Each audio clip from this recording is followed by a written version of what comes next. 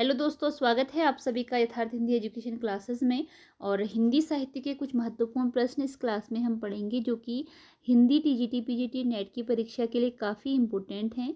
तो चलिए स्टार्ट करते हैं अपनी क्लास। पहला प्रश्न है आज का, हरिजन गाथा किसके के रचनाकार हैं? हरिजन गाथा रचना का नाम है और इसके रचनाकार आपको बताना है कौन है।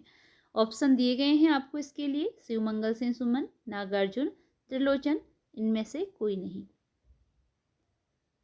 देखते हैं इसका राइट आंसर। राइट आंसर है ऑप्शन बी, नागार्जुन।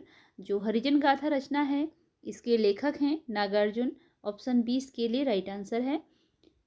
बढ़ते हैं अगले प्रश्न में। अगला प्रश्न है, फूल नहीं रंग बोलते हैं कविता के लिए केदारनाथ अग्रवाल को निम्न में से कौन सा पुरस्कार दिया गया? तो फूल नहीं रंग बोलते हैं, यह जो कविता है केदारनाथ अग्रवाल जी की है। एक क्वेश्चन आपका यह बन गया कि फूल नहीं रंग बोलते हैं कविता किसके द्वारा लिखी गई है? केदारनाथ अग्रवाल की। और यह रचना किस विधा की है? तो यह कविता विधा की रचना है। तो ये दो क्वेश्चन आपके इसमें है बने। और अब अगला क्वेश्चन इसमें है कि इसमें कौन सा पुरस्कार इनको दिया गया।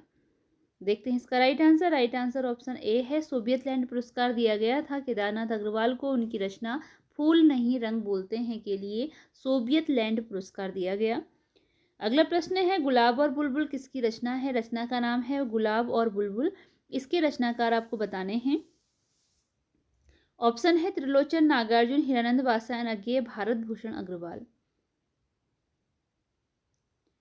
राइट आंसर है इसके लिए ऑप्शन ए, त्रिलोचन। गुलाब और बुलबुल जो रचना है त्रिलोचन के द्वारा लिखी गई रचना है। अगला प्रश्न है, निम्न में कौन सी विशेषता नई कविता से संबंधित नहीं है? यहाँ पर बहुत सारी विशेषताएं दी गई हैं। इनमें से एक विशेषता ऐसी है जो नई कविता से संबंधित नहीं है। तो नहीं वाला आपको बताना है। देखते हैं इसका राइट आंसर। राइट आंसर है ऑप्शन ए, इतिवृत्तात्मकता। यह जो विशेषता है यह नई कविता के अंतर्गत नहीं आती है। इसके अतिरिक्त लघु मानव की अवधारणा, कथा की व्यापकता एवं सृष्टि की उन्मुखता और कैक्टसवाद का जन्म, यह विशेषताएं नई कविता के अंतर्गत शामिल हैं। जो इसमें विशेषता इतिवृत्तात्मकता है यह संबंधित है द्विवेदी युग से। ठीक है, यह क्या है? द्विवेदी युग की विशेषता है इतिवृत्तात्मकता। तो इसके लिए राइट आंसर ऑप्शन ए हो गया, जो कि द्विवेदी युग से संबंधित है, नई कविता से संबंधित नहीं है। अगला प्रश्न है, प्रयोग दृष्टिकोण का अनुसंधान है, यह कथन किसका है? प्रयोग दृष्टिकोण का अनुसंधान है। प्रयोग को दृष्टिकोण का अनुसंधान किसके द्वारा कहा गया है? ऑप्शन दिए गए हैं इसमें। तो चलिए देखते हैं इसका राइट आंसर क्या है। राइट आंसर है ऑप्शन सी, केसरी कुमार। केसरी कुमार का यह कथन है कि प्रयोग दृष्टिकोण का अनुसंधान है। अगला प्रश्न है, अज्ञेय ने किस सप्तक में प्रगतिवादियों की आलोचना की है? अज्ञेय के द्वारा, हीरानंद वात्स्यायन अज्ञेय के द्वारा किस सप्तक में प्रयोगवादियों की आलोचना की गई है? चलिए देखते हैं इसका राइट आंसर। राइट आंसर है ऑप्शन सी, तृतीय तार सप्तक में प्रयोगवादियों की प्रगतिवादियों की अज्ञेय ने प्रगतिवादियों की आलोचना की है। तो किस सप्तक में की है? वह है तृतीय तार सप्तक। तृतीय तार सप्तक में अज्ञेय प्रगतिवादियों की आलोचना करते हैं। अगला प्रश्न है, भूरी भूरी खाक धूल के रचनाकार कौन है? रचना का नाम है भूरी भूरी खाक धूल। इसके रचनाकार बताने हैं कौन है। देखते हैं इसका राइट आंसर क्या होगा। राइट आंसर है ऑप्शन बी, गजानन माधव मुक्तिबोध। भूरी भूरी खाक धूल यह रचना है गजानन माधव मुक्तिबोध की। अगला प्रश्न है, मैं वक्त के हूँ सामने किसकी रचना है? रचना का नाम है मैं वक्त के हूँ सामने, किसकी रचना है? तो देखते हैं इसका राइट आंसर। राइट आंसर है ऑप्शन ए, गिरिजा कुमार माथुर। गिरिजा कुमार माथुर की रचना है मैं वक्त के हूँ सामने, यह रचना है गिरिजा कुमार माथुर की। अगला प्रश्न है, दूसरा तार सप्तक का प्रकाशन वर्ष है, इनमें से कौन सा प्रकाशन वर्ष है? दूसरा तार सप्तक का प्रकाशन वर्ष बताना है। ऑप्शन दिए गए हैं यहाँ पर इसके लिए। तो चलिए बढ़ते हैं राइट आंसर में। राइट आंसर है इसके लिए ऑप्शन सी, 1951। दूसरा तारा सप्तक का प्रकाशन वर्ष है 1951। आज़ादी के 20 बरस किसकी चर्चित कविता है? आज़ादी के 20 बरस, यह कविता विधा की रचना है और किसकी कविता है बताना है। देखते हैं इसके लिए राइट आंसर। राइट आंसर है ऑप्शन ए, हीरानंद वात्स्यायन अज्ञेय की चर्चित कविता है आज़ादी के 20 बरस। हीरानंद वात्स्यायन अज्ञेय की यह कविता है। अगला प्रश्न है, वन पाखी सुनो के रचनाकार कौन है? वन पाखी सुनो के रचनाकार बताने हैं। ऑप्शन सेलेक्ट कीजिए जल्दी से कि क्या होगा इसका आंसर। चलिए तो देखते हैं आंसर। आंसर है option D, Naresh Mehta. One पाखी सुनो यह रचना है नरेश मेहता जी की।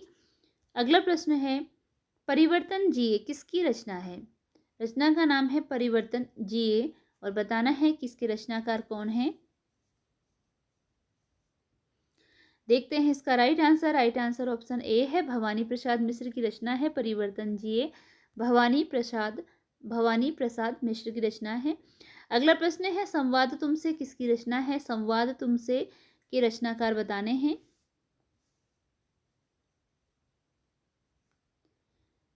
तो देखते हैं इसका राइट आंसर। राइट आंसर है ऑप्शन बी, विजय नारायण शाही। संवाद तुमसे यह रचना है विजयदेव नारायण शाही की रचना है यह। अगला प्रश्न है, सुदामा पांडे का प्रजातंत्र किसकी रचना है? रचना का नाम है सुदामा पांडे का प्रजातंत्र और रचनाकार बताने हैं इसके। राइट आंसर है इसके लिए ऑप्शन बी, सुदामा पांडे धूमिल। सुदामा पांडे धूमिल की रचना है। सुदामा पांडे धूमिल की यह रचना है। अगला प्रश्न है, नाव के पांव किसकी रचना है? रचना का नाम है नाव के पांव। इसके लेखक बताने हैं आपको। तो चलिए देखते हैं इसका राइट आंसर। राइट आंसर है ऑप्शन बी, जगदीश गुप्त। जगदीश गुप्त की रचना है नाव के पांव। जगदीश गुप्त की रचना है। अगला प्रश्न है, शंखमुखी शिखरों पर निम्न में किसकी रचना है? शंखमुखी शिखरों पर यह एक रचना का नाम है। इसके रचयिता बताने हैं कौन है। तो चलिए देखते हैं इसका राइट आंसर। राइट आंसर है ऑप्शन डी, लीलाधर जंगूड़ी। शंखमुखी शिखरों पर यह रचना है लीलाधर जंगूड़ी की। अगला प्रश्न है, निम्न में कौन सी रचना वीरेंद्र रंगवाल की नहीं है? यहाँ पर वह रचना बतानी है जो कि वीरेंद्र रंगवाल की नहीं है। नहीं वाली बतानी है आपको। ऑप्शन है, इसी दुनिया में, दरवाजा खुलता है, दुष्चक्र में सृष्टि हो गया, यह सृष्टा है। ठीक है, दुष्चक्र में सृष्टा है इसका नाम। दुष्चक्र में सृष्टा और स्याही ताल, इनमें से जो वीरेंद्र रंगवाल की रचना नहीं है वह है ऑप्शन बी, दरवाजा खुलता है। यह रचना वीरेंद्र रंगवाल की नहीं है। इसके अतिरिक्त इसी दुनिया में, दुष्चक्र में सृष्टा और स्याही ताल, यह रचनाएं वीरेंद्र रंगवाल की रचनाएं हैं। अगला प्रश्न है, छायालोक किसकी रचना है? रचना का नाम है छायालोक। इसके रचयिता बताने हैं कौन है। देखते हैं इसका राइट आंसर। और राइट आंसर है इसके लिए ऑप्शन सी, शंभुनाथ सिंह। जो इसी छायालोक जो रचना है, यह रचना है शंभुनाथ सिंह की रचना। अगला प्रश्न है, तुम ही अन्नदाता भारत के सचमुच बैलराज महाराज पंक्ति निम्न में किस कवि के द्वारा लिखी गई है? यहाँ पर एक पंक्ति दी गई है, काफी प्रसिद्ध पंक्ति है यह। तुम ही अन्नदाता भारत के सचमुच बैलराज महाराज, यह पंक्ति किसके द्वारा लिखी गई है?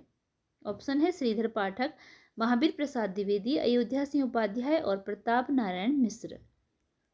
तो चलिए इसका देखते हैं राइट आंसर क्या होगा। राइट आंसर ऑप्शन बी है, महावीर प्रसाद द्विवेदी की यह पंक्ति है। तुम ही अन्नदाता भारत के सचमुच बैलराज, यह पंक्ति है महावीर प्रसाद द्विवेदी की। अगला प्रश्न है, पेट पीठ दोनों मिलकर एक हैं, पंक्ति के लेखक कौन है? पेट पीठ दोनों मिलकर एक हैं, यह पंक्ति किसने लिखी है?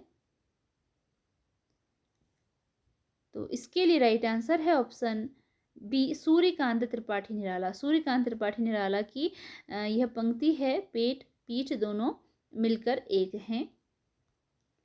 सूर्यकांत त्रिपाठी निराला जी के द्वारा लिखी गई यह पंक्ति है।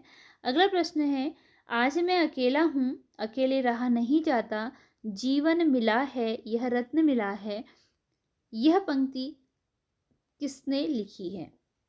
आज मैं अकेला हूँ, अकेले रहा नहीं जाता, जीवन मिला है यह रत्न मिला है। इस पंक्ति के लेखक आपको बताने हैं। चलिए तो देखते हैं इसका राइट आंसर क्या है। राइट आंसर ऑप्शन ए है। यह पंक्ति लिखी गई है त्रिलोचन के द्वारा। आज मैं अकेला हूँ, अकेला रहा नहीं जाता, जीवन मिला है, रत्न मिला है। यह पंक्ति त्रिलोचन के द्वारा लिखी गई पंक्ति है।